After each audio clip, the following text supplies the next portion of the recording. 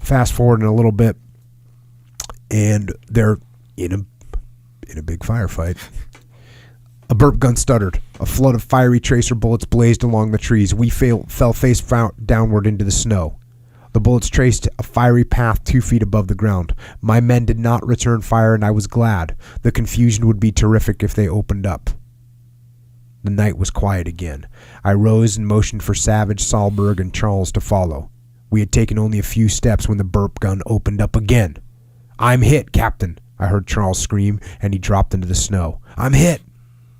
I was conscious of a sudden pain in the calf of my right leg, as if someone had hit me with a giant club swung by powerful arms. I realized that I too was hit, and a sudden flood of fear engulfed me. We were 200 yards forward of any friendly troops and 800 yards inside the woods. A momentary vision of a night spent bleeding in the frozen forest swept through my mind. A warm liquid flowed over my leg and into my boot. That would be blood, I thought. "I'm hit too, Charles," I said. My leg felt numb, and I dropped to the ground. The firing ceased. Charles said he was hit through the right hip and could not walk. Savage took the battalion radio, and I designated 2 men to carry Charles. We would have to get back to 3rd Platoon now.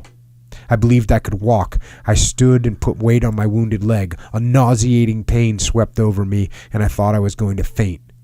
But I tried keeping the leg stiff and found that I could walk. The men around us lay flat on the snow in little bunches, as if gained some solace through sharing their fears with each other. My brain was whirling. Should we continue the attack? How badly was I hurt? Had we hit a German patrol or an outpost or stumbled upon a main line of defense? I hastily decided to continue to the rear, out of the line of fire of the direct attack upon the German position from a less restricted spot. We moved toward the rear. 2 men supporting Charles with his arms about their shoulders. A sudden burst of small arms fire came from our right rear, and the woods echoed to the crack of machine gun and rifles. The fire was coming from the direction of the defensive position at the junction of the fire breaks which we had left. Bullets whined low over our heads and buried themselves into the trees and snow around us. My first thought was that K Company had contacted our rear elements and, thinking they were Germans, had opened fire. We heard battalion talking on the radio, asking K Company what time they wanted to pick up their bedrolls for the night. "We've got no use for bedding rolls," K Company answered. It was Lieutenant Flame. "We're in a firefight."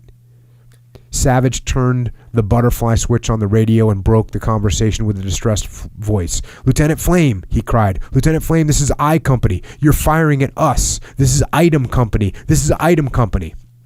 "God damn it. I said we're in a firefight. We can't use any bedding rolls now." "Lieutenant Flame," Savage continued, "this is Savage. You're firing at I Company. Make your men quit firing. You're firing at I Company. You're shooting the hell out of Item Company." The radio was silent for a moment. "The hell we are. If we're firing at I Company, then why in the hell don't you quit firing back?" I was frightened with the realization of what he had said. We were receiving fire from K Company, but they were not firing at us. The enemy had slipped behind us.